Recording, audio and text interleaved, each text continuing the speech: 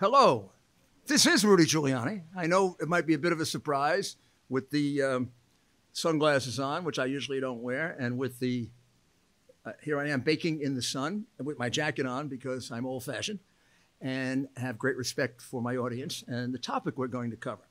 So, as we said, this will be part two of really what we would consider to be the biggest stories of 2021. Myself and Dr. Maria Ryan. And we selected them because, yes, they were the biggest stories. Any one of them could have been number one. But we selected them because they have legs, meaning they're going to continue into 2022. And as soon as we get to next week, we're probably going to be covering one or a number of them. And we have to because this is all leading, you will see by the time we get to story number one, to a confrontation, a legal one, a peaceful one, one that our democracy can surely handle, but one that's going to be very, very tough. So let's go now. We're up to number 5. We did 6, 7, 8, 9, and 10 in the episode we did in New Hampshire. And now here we are in sunny Florida, and we're going to do the last or the most important stories, maybe with this background trying to give it a sense of optimism because these subjects are not optimistic. The first one that we're going on, number 5, is, of course, crime. Crime could be the number one story, of course, like many of the others, but most of the experts believe that after the record increases in murder, particularly homicide, shootings, violent crime, break-ins, all that we hadn't had that many riots in 30 years. I don't know how many. They didn't even count them. 130, 140.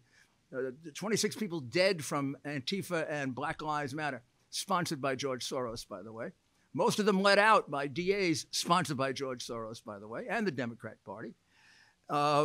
Most experts, of course, most experts aren't, and I've learned that after years of fighting crime more effectively than anyone, were wrong. I knew that 2021 would be a disaster, and I told you that. I told you that at the end of 2020, and I told you that, told you that in one of my first podcasts of 2021. I don't want to be an I told you so. I want to convince you that you should listen to us if you want to know what's really going on. Otherwise, you're going to spend the rest of 2022 misled. When you have hundreds and hundreds, if not thousands of times on television, a wild, felonious mob breaking into a store and carrying out Rolex watches, carrying out paintings, carrying out food, carrying out bicycles, and the police are standing there doing nothing, you have sent not even a subliminal message.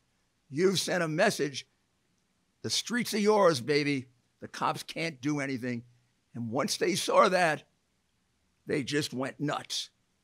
Here they come. And look how fast they are grabbing. Look at that, the pocketbooks. Tell me these aren't professionals. One guy's out already. Another guy's out. Third guy's out. Oh, they're getting stuck in the elevator. Ooh, look how fast they are. There's a guy in red. There's a guy with a blue hat on. The only people looking are the mannequins. They do call it smash and grab, which I find offensive because it's a lot more serious than that. And what basically happened there is very similar. You see it. And I went so far as to lay out graciously my program for fighting crime. Now, let me be completely non-humble. It's the best program for fighting crime that anyone ever developed. There's no mayor in the history of the United States to reduce crime more than me. Yes, I had 3 wonderful police commissioners, but I did it with all 3 of them. So who's the constant behind it? And not only that, I've been studying this all my life. This is not politics for me. When I got out of politics, I did this in other countries. And where I got cooperation rather than political corruption, where I'd have to brought down crime in Mexico, then corruptly they got rid of the mayor. And then we came back and we did it again. We brought down crime 48% in a city in Colombia, 38% in another city. And others didn't work because they didn't follow it. I laid it out for them. They didn't pay attention. Can you believe I live in a city in which we're setting records for increase in murder and shootings, and the communist mayor has never asked my advice? He has in his city the mayor who's reduced crime more than anyone in the history of America, and he won't ask my advice. But let me also take you to other podcasts that you can go take a look at.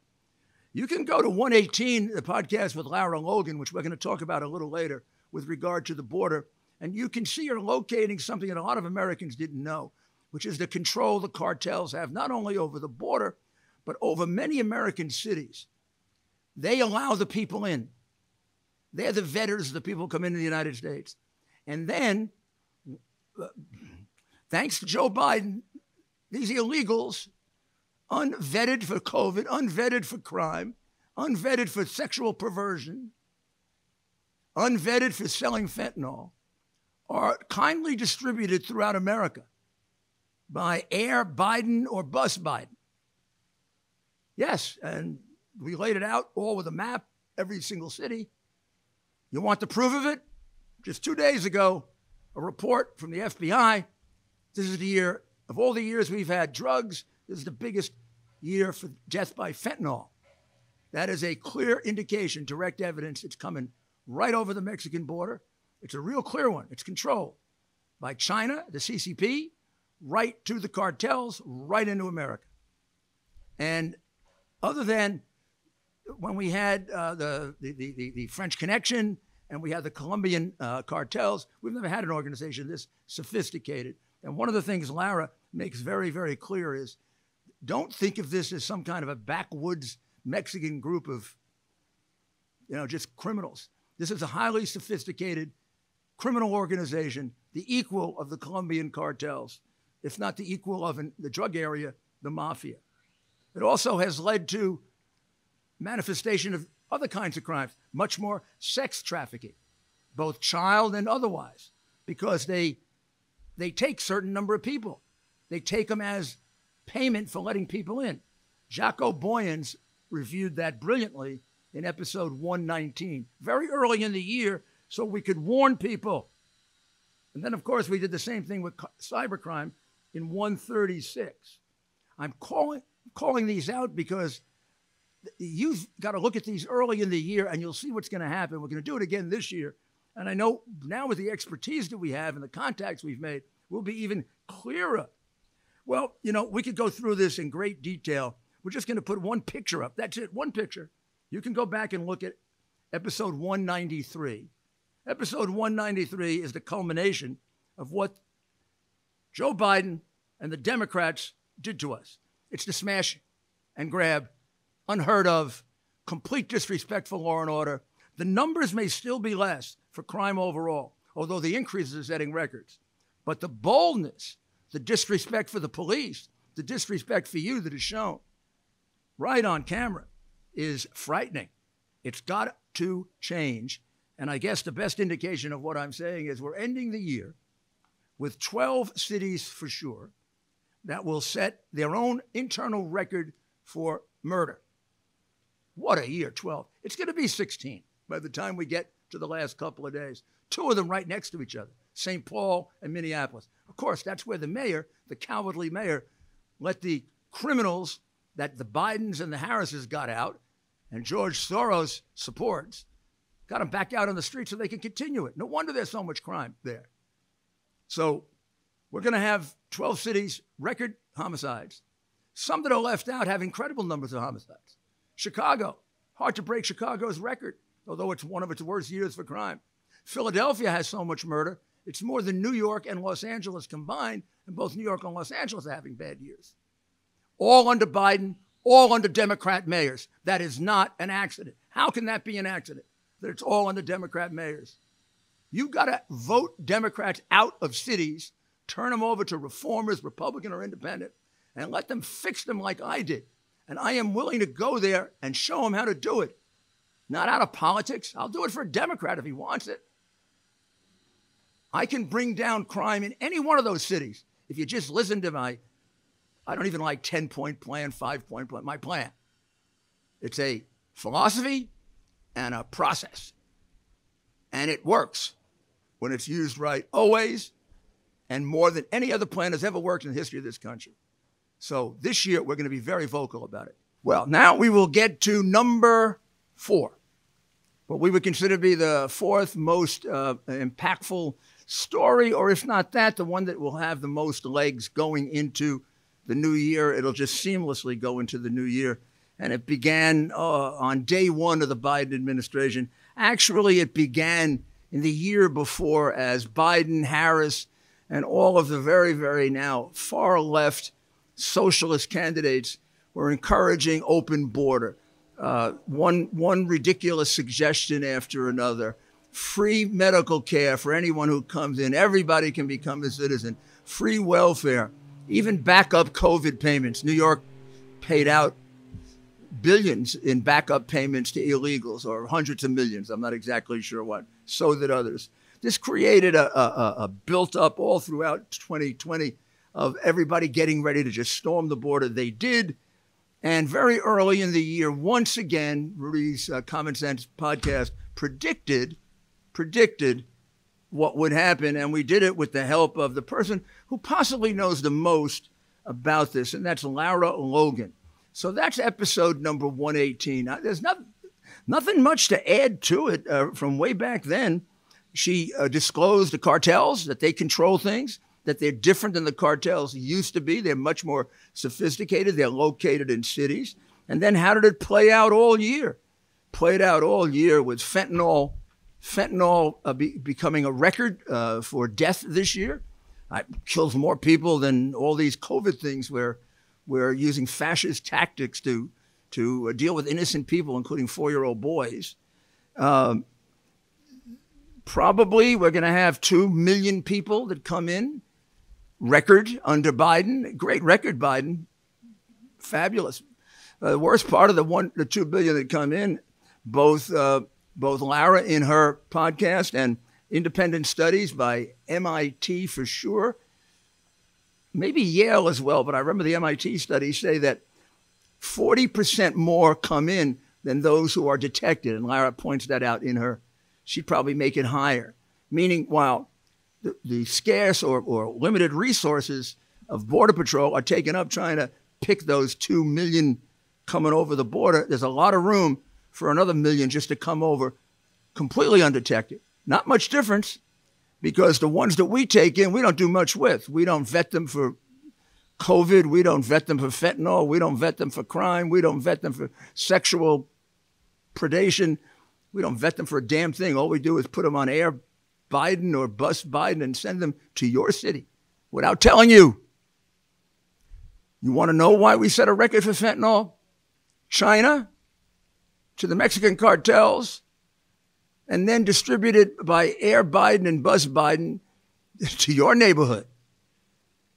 That's the kind of administration that we have. It's an administration that wants to tear down this country.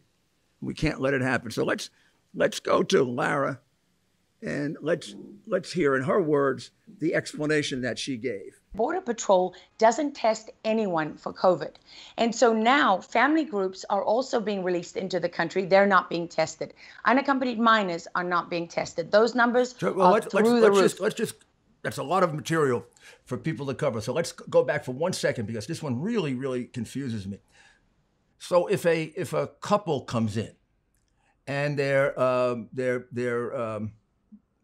scheduled for a hearing, they go out on their own recognizance. I mean, they're released, basically. They're released into the general population, the United States of America. Are they tested for COVID before they're released? No. And how bad is COVID in Mexico? Well, it's a COVID hotspot. It's much worse than it is in the United States. And also, Rudy, you're talking about people who don't have access to health care in Mexico. They don't have access to masks. They're not living in hygienic conditions. They're living in the worst possible conditions you can imagine. They come in without masks. They're the most vulnerable. They come in without masks. I've been down there on the border, and I've seen them coming over with no masks. In fact, one man who was separated from a group with another person with him, he had a high fever and all the rest of it. I took my mask off, and I gave it to the Border Patrol agents to put on him. So could you say this is a possible super spreader event? Rudy. You know, if you're worried about super spreader events, no, this is the reason super spreader.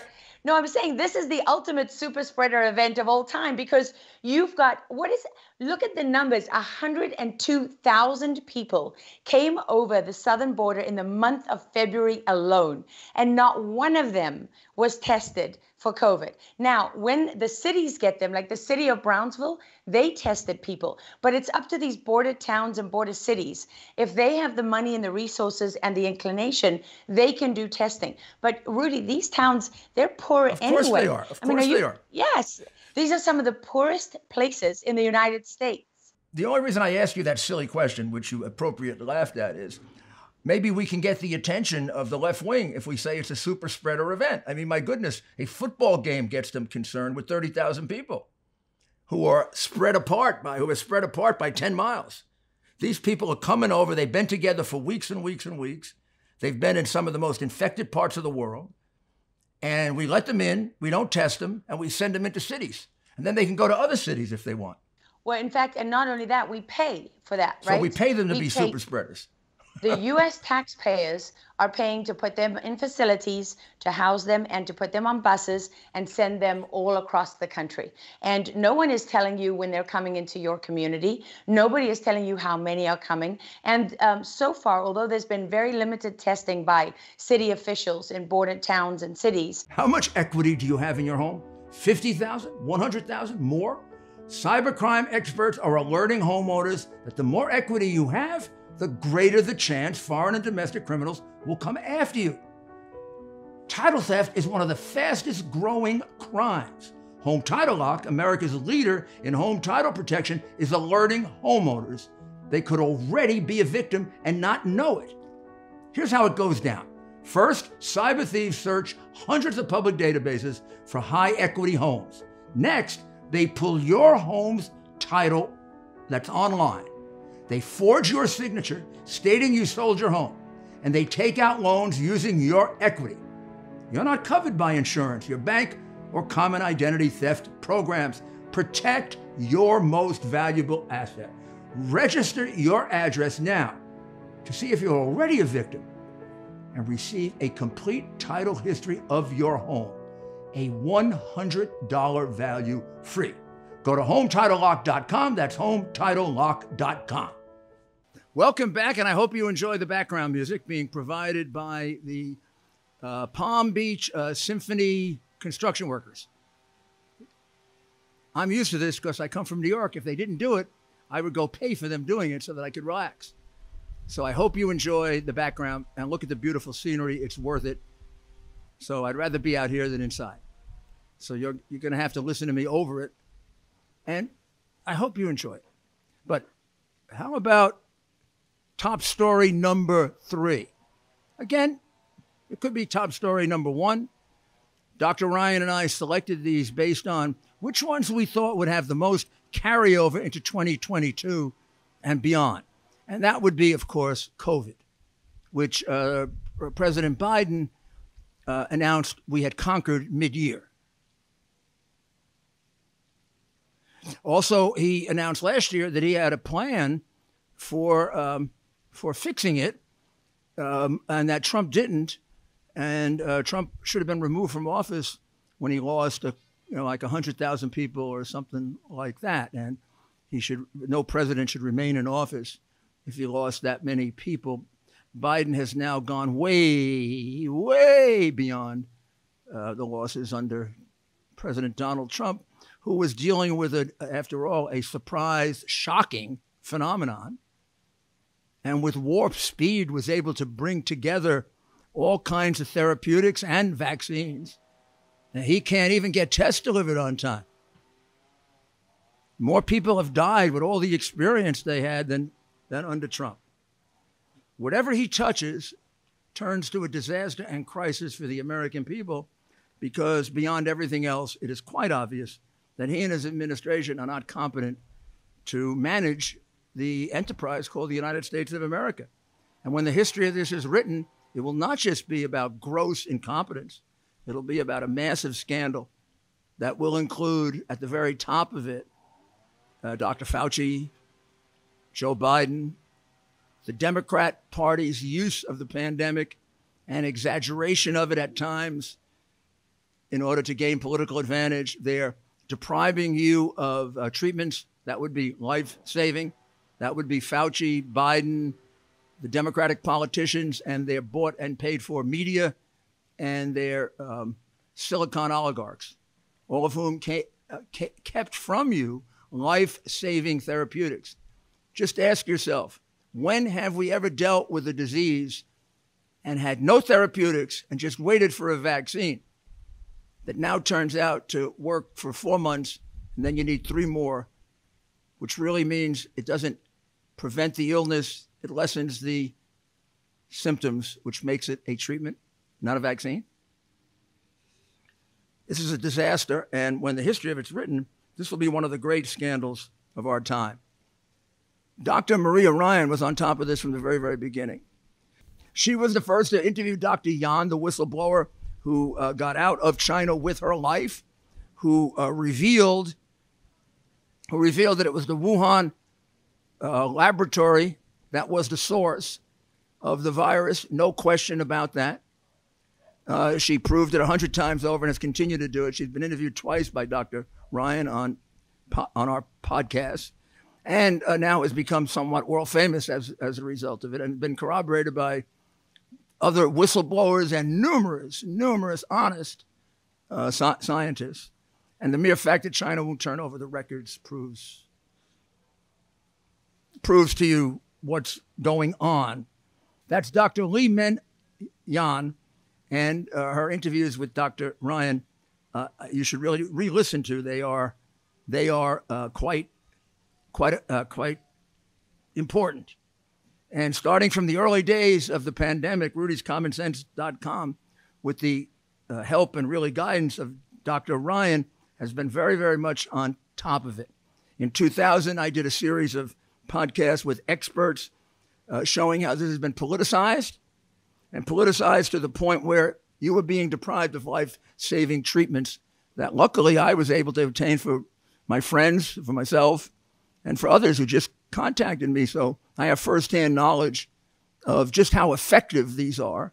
And some of the most prominent physicians in the world support it. Dr. Fauci, who once did support it, opposed it.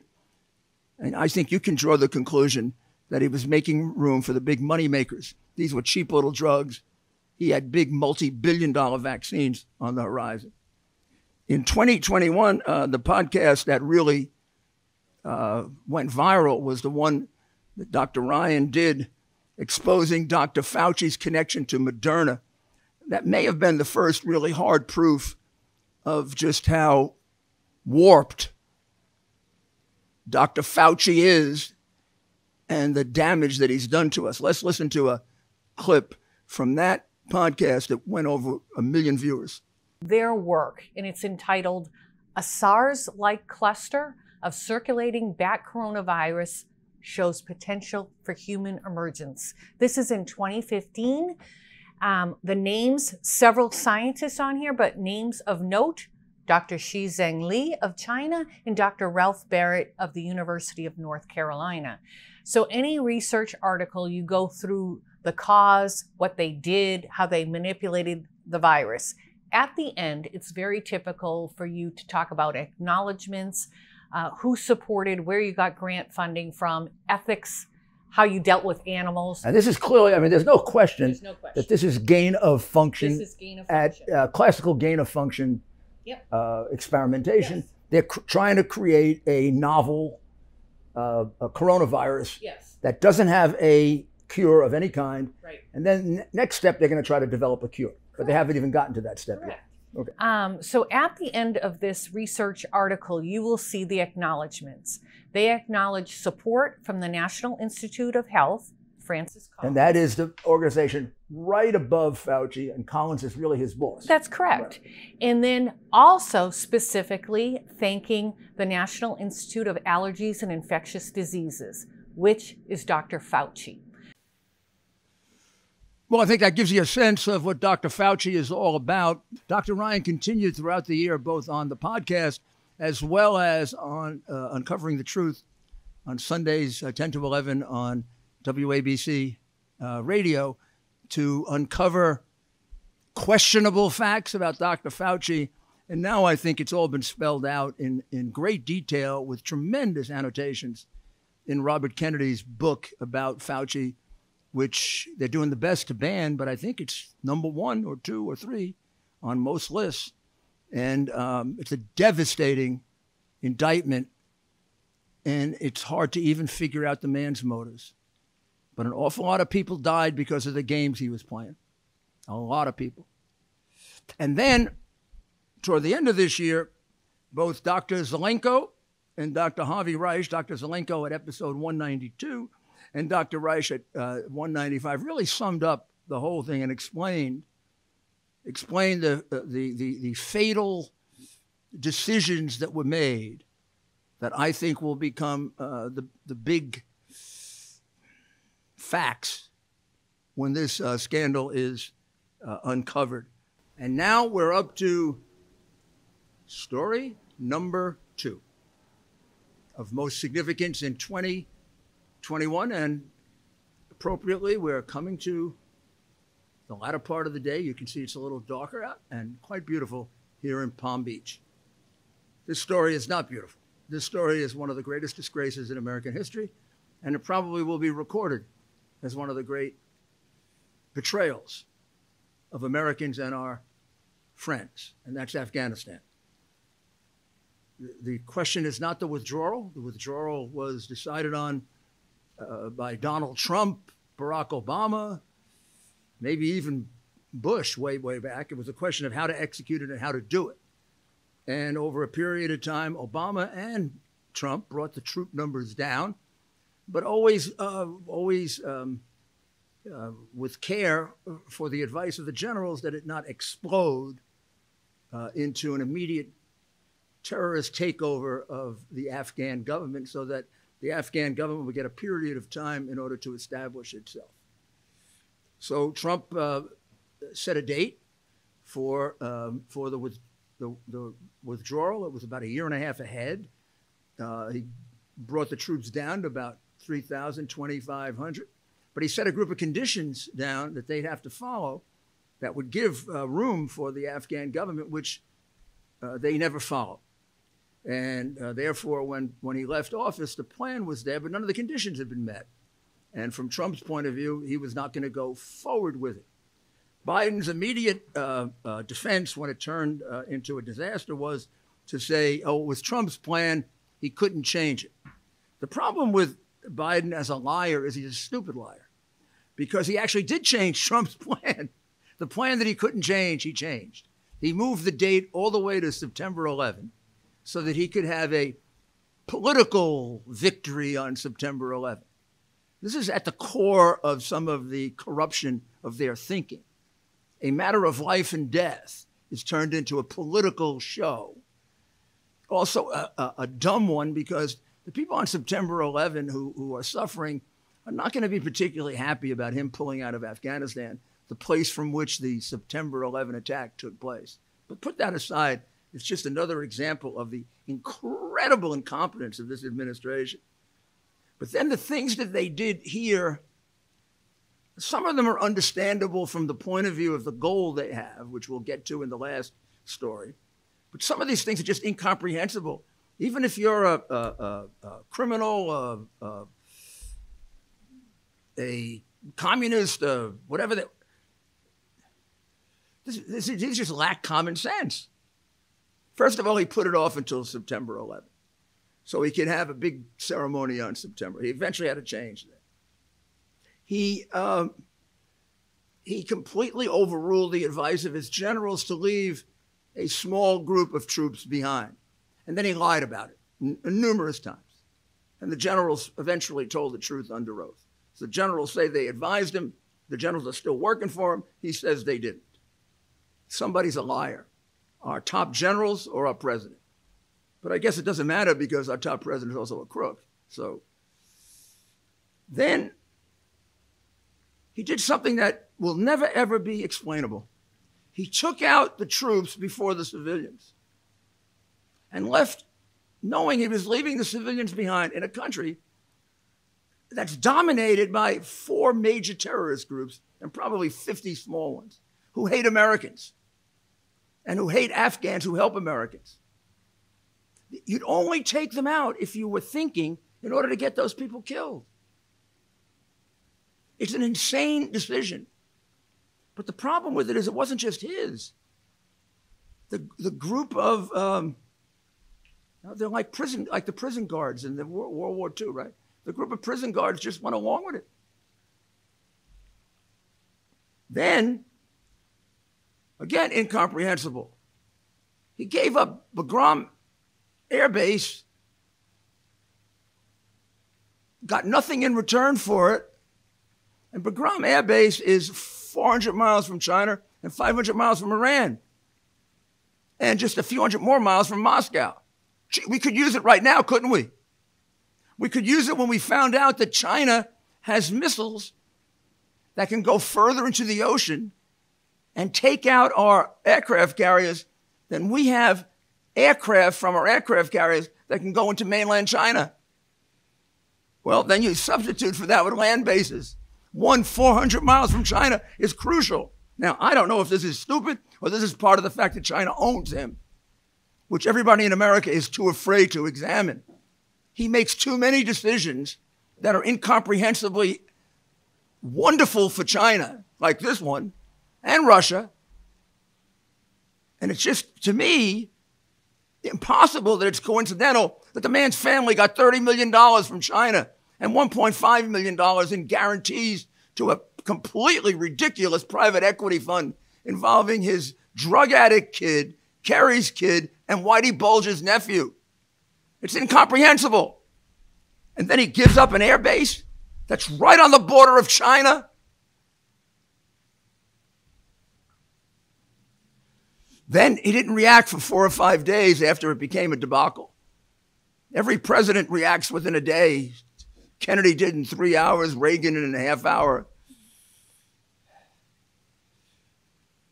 There are 13 American soldiers dead because of Joe Biden.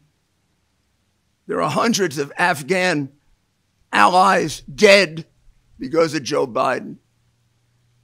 And he said he would leave no one behind. He said there were only 100 there. They've already taken out 400, mostly privately, and there are hundreds more left behind. And he lied about that too. And he broke one of the most solemn promises an American president makes to the American people. Americans will not be left behind unless it's Joe Biden. That's a disgrace.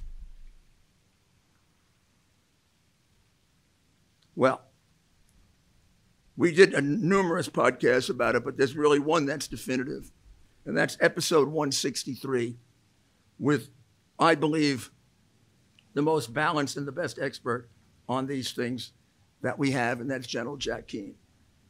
And let's play a bit of that so that we're reminded of what our children and our children's children will be reading about in history books as one of the great American betrayals.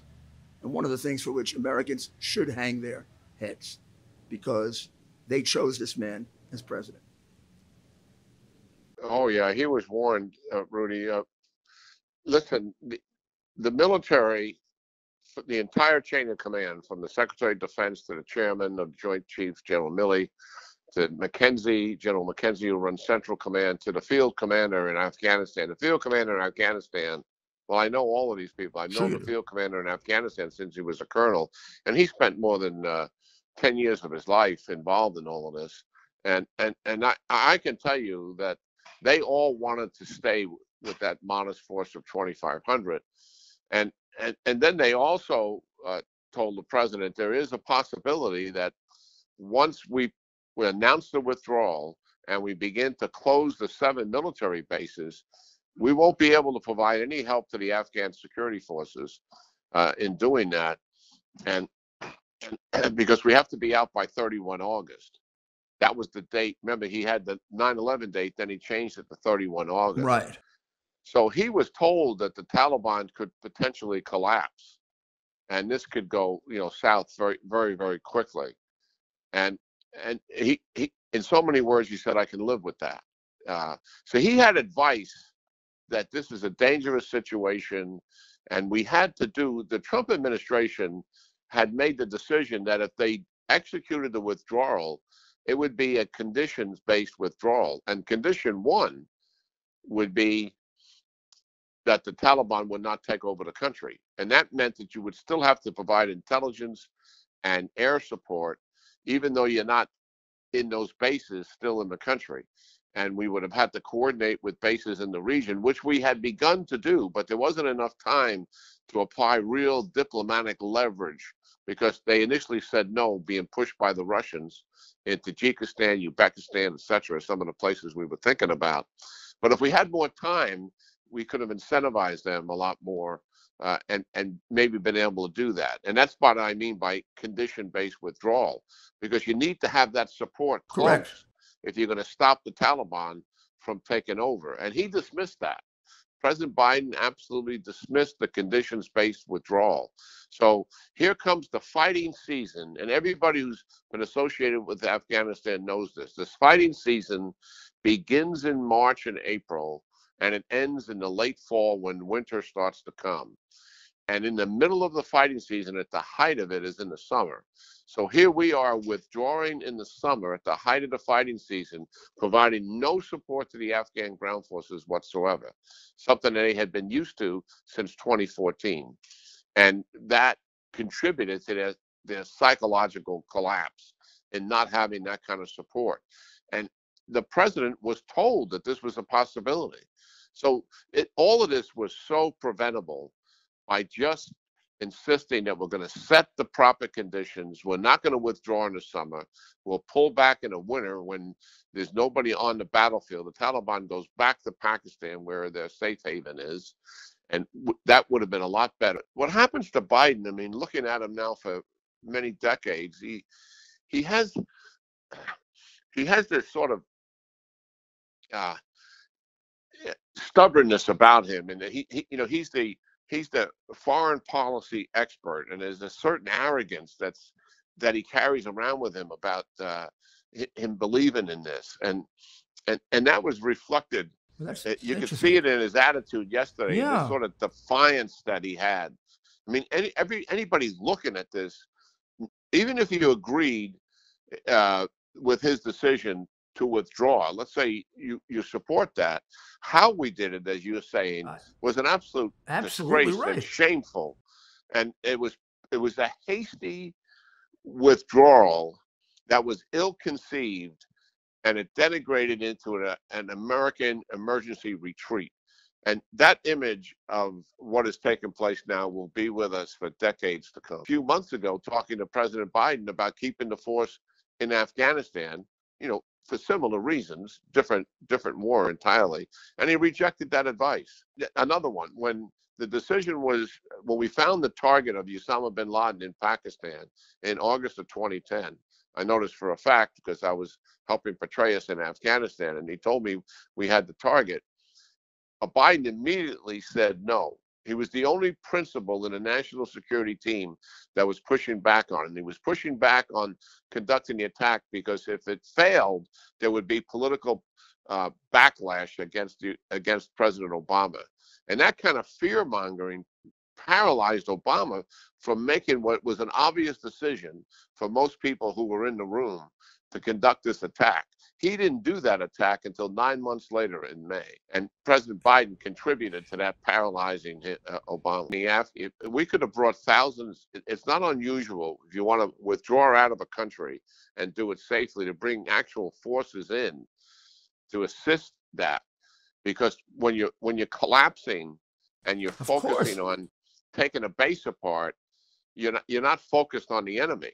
So you bring forces in that are going to focus on the enemy, and you conduct a withdrawal safely to do that. We should never have given up the Bagram Air Base, which is 30 miles outside of Kabul, and it is a significant platform. There's no commercial airplanes there.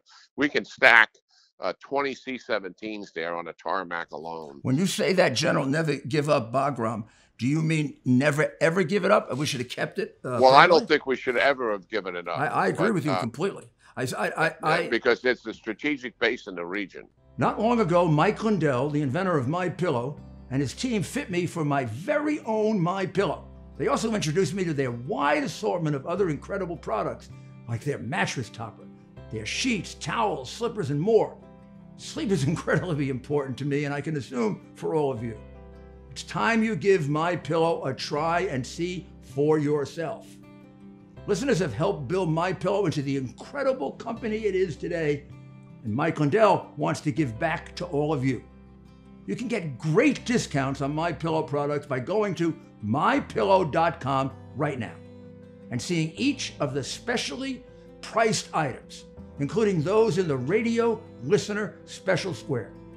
You're going to see rotational offers up to 66% off on products like their pillows, mattress topper, Giza sheets, but also new products like their slippers, weighted blankets, robes, and waffle blankets. All MyPillow products come with a 60-day money-back guarantee. Enter promo code RUDY for these great specials. That's mypillow.com and use the promo code RUDY. Welcome back, and this is our number one story of 2021, delivered with the backdrop of a sun that's now set in Palm Beach. And this is selected by Dr. Maria and selected by me because it's sort of a combination or an amalgamation or an explanation of many of the other stories and crises in the administration. We did it as a podcast, was number 176, Express Train to Marxism, but we did it as part of numerous other podcasts, two of them about Biden crises, and trying to find the common link between them. There never has been an administration with so many crises in so short a period of time. No doubt about it. We don't have to outline them all. We've talked about them during the course of this podcast. But it's almost one per week, right? The latest one being the whole thing with why Biden didn't get tests when he was told to do it and turned it down, kind of like when the generals told him not to take all the troops out and he went ahead and didn't and lied about it. And, I mean, it's a crisis after crisis after crisis. Some of them really serious where people die. Some of them maybe not as serious, but dramatically damaging to our economy. So you could go back and you could look at Biden's pattern of failures. That was 198, or government by dictate, which I did with Dr. Ryan at 191, or crisis after crisis in 189. Counter-revolution with Mark Levin, 164. Taking over the private economy, 154. Making a socialist economy, 174. And then the attempt to do illegal voting and one-party system. So what is the connection? It's real.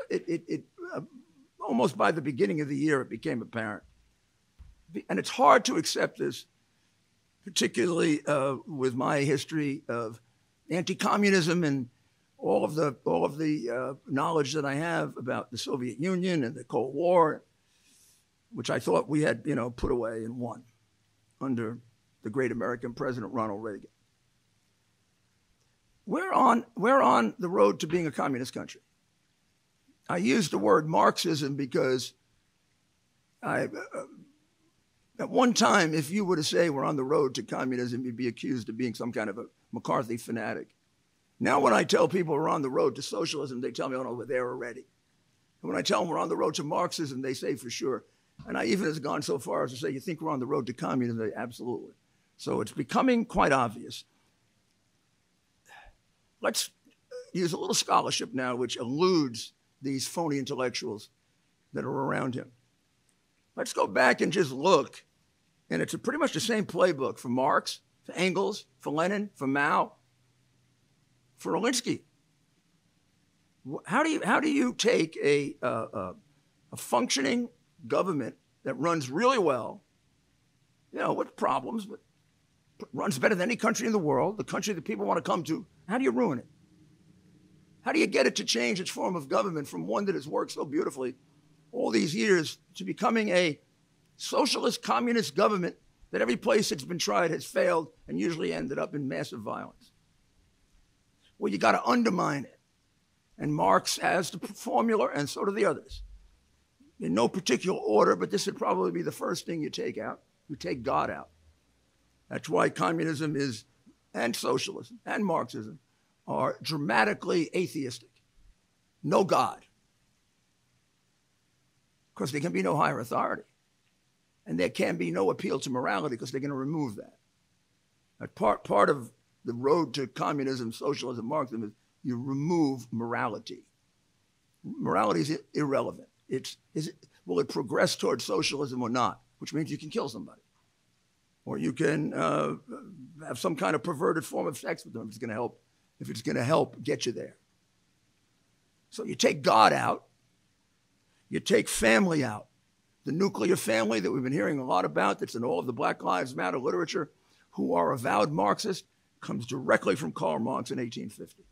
The family would be an impediment to creating an irrational, unnatural society such as a socialist or communist society. So you take the children over and out of the hands of the incompetent parents at the earliest possible stage. The recommendation, I think, was 2. That's the one that was followed by Lenin, by Stalin, by Hitler.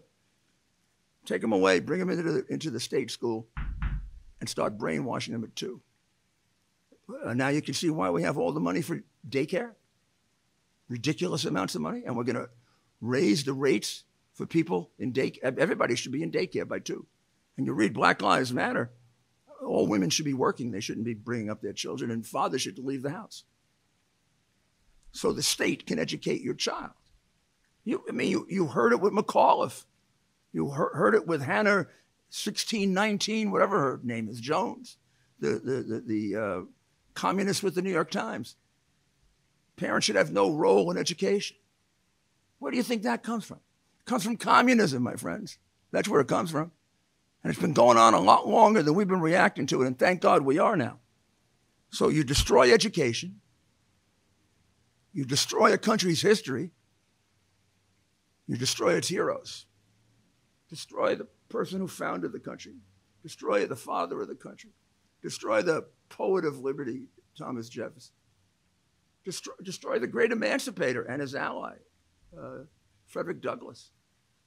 Destroy Theodore Roosevelt and destroy the police. Destroy the military. The whole purpose here is to get people to hate the country, to burn the flag, to kneel when the national anthem is played. This is not all coincidental. It didn't all happen by coincidence. You can find the whole outline starting in 1850. Divide people against each other based on everything, and what do they pick here? Race for class. That's why we have critical race theory, rather than just critical theory, which would be based on class. They used race as a division. That's why everything, even ridiculous things, are about race.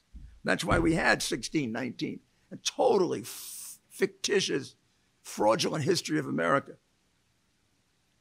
That's why Biden caved into Russia and gave him the Nord Stream pipeline 2 without getting anything in return.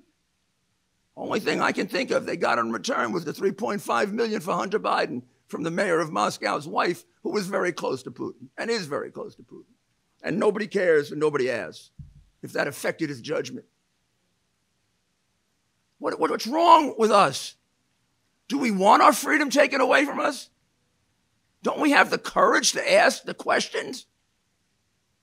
Why would you ever give Russia more control over energy in Europe? And coincidentally, your son, who really can't work or do anything, got $3.5 million and says 50% went to you, and I have to believe you're not compromised? What am I, a stupid sheep? How about caving into China? You give up the Bagram Air Base, 400 miles from China? What's going to happen when their airplanes go into Formosa, and our airplanes can't go far enough into China. Who would give that up? Or 500 miles from Iran and they want to develop nuclear weapons. Who would give that up but somebody who's compromised?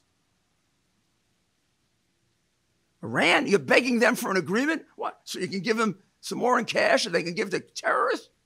Which is what your friend Obama did? It's outrageous. It's immoral. Sinful.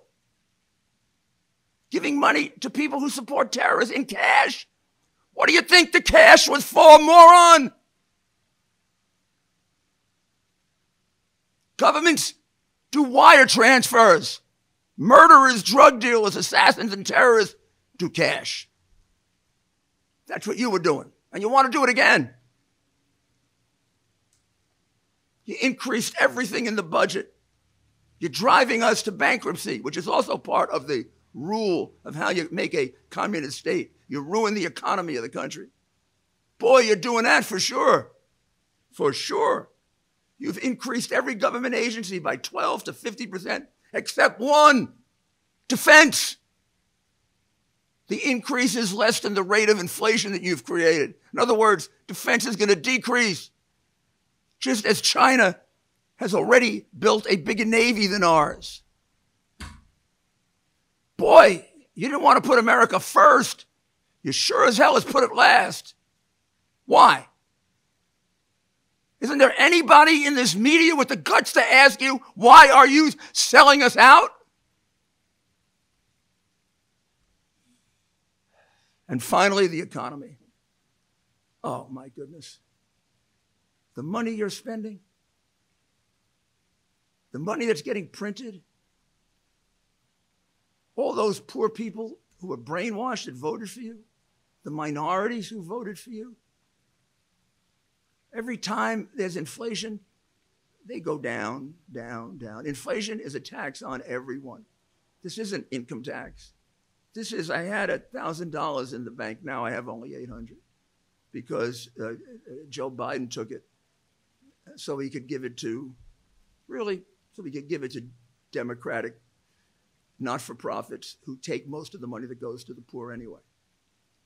I'll leave you with this thought. If Democrats were helping the poor with the Great Society and all this money we spent, we wouldn't have any poor left anymore.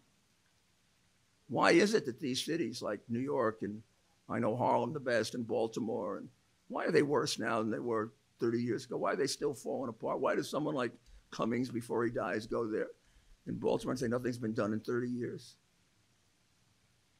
After all the money that's been spent? Because the money never got to the people, nor is this money going to get to the people. Among the things that's being avoided in your massive Biden making America dependent bills, where you're spending $6-7 trillion, there's no accountability for any of the money. That's not going to go to the people. It's going to go to all the crooks that surround the putrid leadership of the Democratic Party. Well, that's what we're going to cover in 2022. And we're going to go further improving it. And the American people, I think, have had it with you. I think they've had it with you, with your administration. I've never seen in 1 year any president do more damage to his country that almost seems to be on purpose. I defy any of you, and you can communicate with me on rudyscommonsense.com. Give me a historical example of a president who's damaged the country more in 1 year than Biden and the Bidenistas. Maybe it's because it's the first time we put a 30-year major felon and a felonious family in the White House. Maybe it's because of all the influence of communism. Maybe it's because of all the greed for power and money. But this is sick, and it's got to stop. And 2022 is the time to do it. Thank you. Now, have a very, very happy New Year. We are going to have to gather all our strength and work very closely together. And we'll have plans for that starting next week so that we don't make a mistake, not a single mistake in 2022. It's too important to save our country, our form of government, and our way of life. God bless America.